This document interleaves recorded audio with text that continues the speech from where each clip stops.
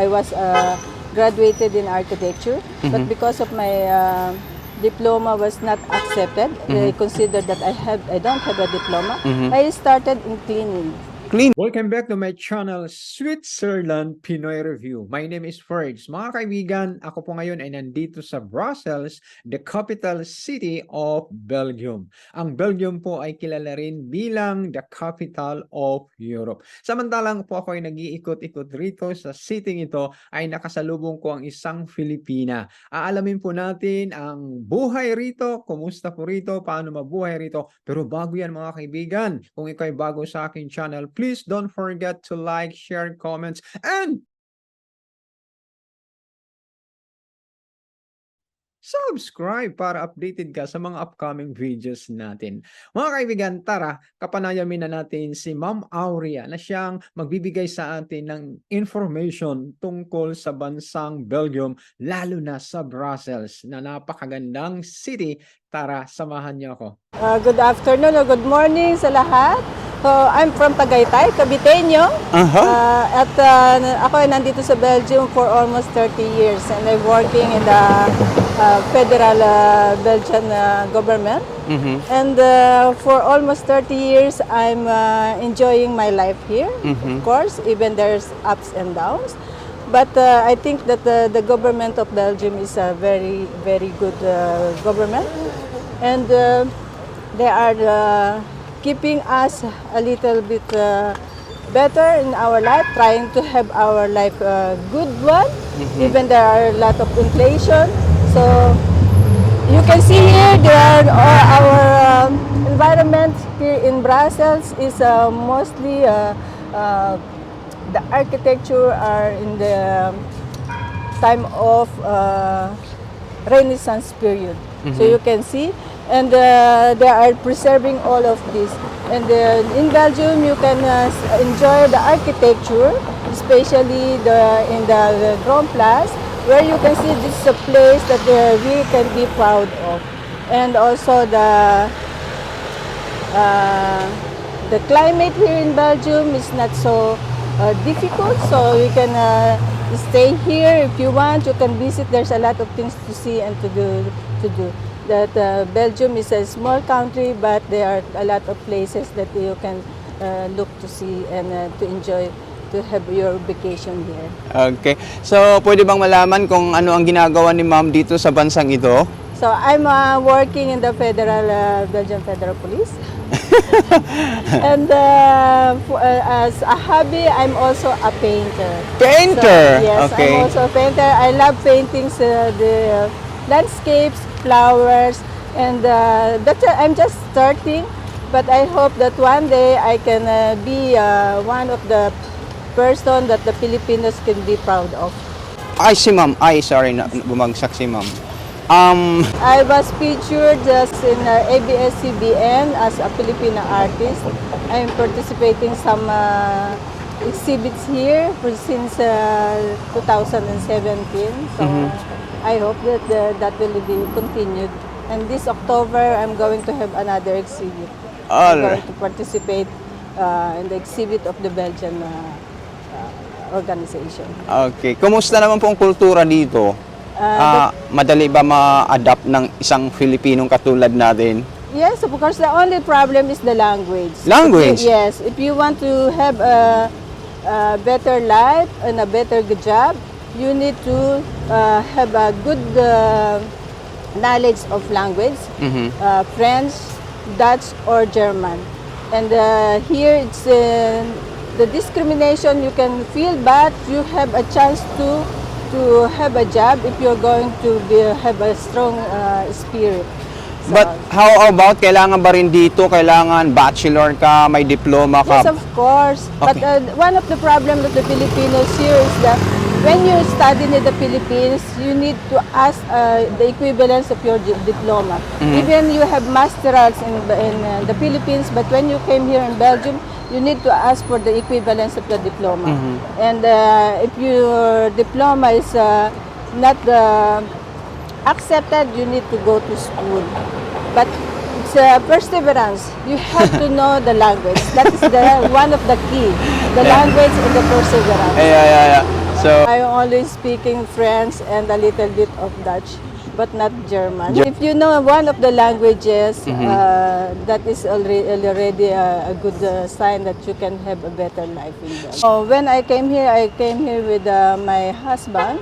So I was married with a Belgian, and then I find a job. But the job is not really my, because I was graduated in architecture, but because of my diploma was not accepted, they considered that I don't have a diploma. I started in cleaning. cleaning. Yes, I started in cleaning, and then chances given, and I was able to pass the exam, and I was able to enter in the government.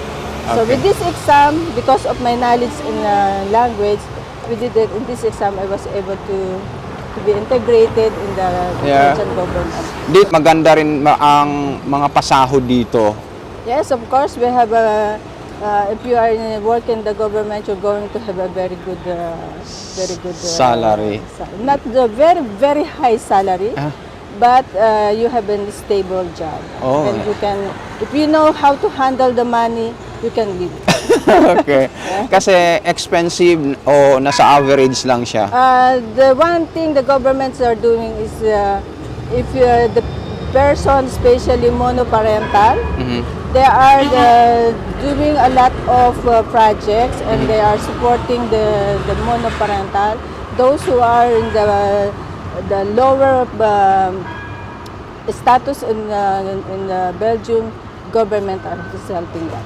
Belgium wants to have a high standard of living, and so they are trying to carry all those who are in the lower level to go up also.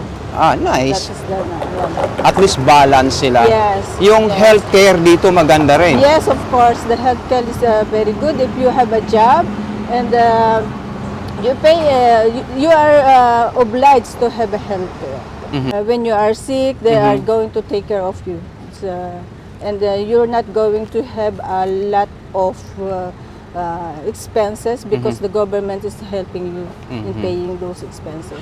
Ang tax naman dito mataas. Yes, of course, the tax. But even you have a high tax, you can feel that where these taxes goes. Okay. You know already, because every time you pay the taxes, they're already telling you you're going to receive a letter, and they're going to tell you where your money goes. Oh, really? And you know where your money goes, and we feel it. Yes, of So course. nakikita We feel ito sa mga improvements in Yes, we infrastructure will, and dito. also with pensions, because you know that yes, because part of the taxes is going to our pension, the social. That's why I can tell you the government can help the poor, because with these taxes they are using this like solidarity of the Belgians between Belgians. These taxes are the one who's going to evolve in all the social security system. Nice. Yung mga anak ba rito, free ang education? There's sponsoring, the bourse, we call it the bourse, and it depends which kind of family or the standard of the family. It depends. But mostly, as I said, if you are in the lower section of the society, you have the help. And there are students, like my children, they have a burst. Nice from the yan. government. Siguro ang last kong katanungan, marami bang Pinoy dito sa Dumadami. Dumadami. Dumadami ang Pinoy dito, especially yung mga nag-work sa government, sa embassies. There are also a lot of Filipinos who work in the embassies. At marami mga Pilipino from other places in Europe na nagpupunta dito sa Belgium. Because they know that one thing that there is a good here is when you have a job, you have a good social security system. Yeah. Sa ibang countries here in Europe, yung iba mga undocumented dito, mayroon din ba? Or, Yes, we have a mayroon lot din. also the undocumented. Recently, we have a problem with the Pinoys. They are victims of human trafficking. Okay. And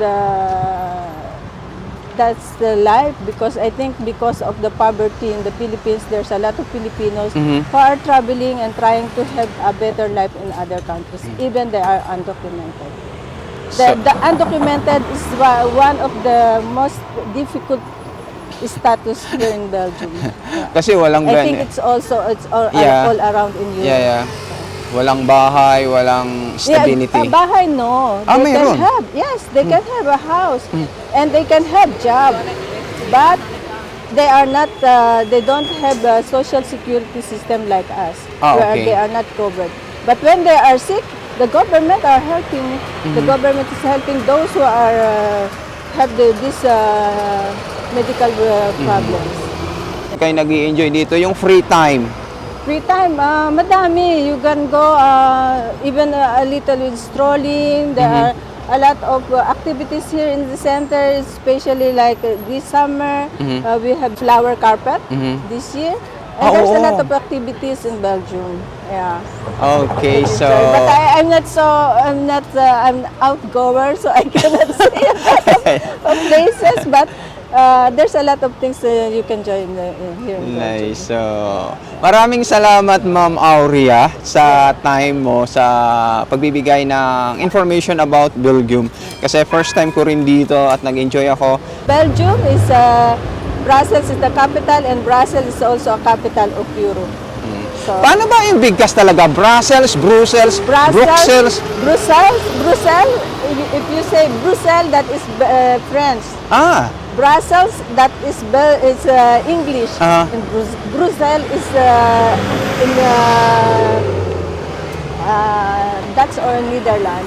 Kaya pala. But in German, I don't know how to say. Thank you so much na abala na kita. Papasok po si Ma'am sa kanyang work. Mayroon kayong babatiin? My family. I hope they were doing well there in the Philippines.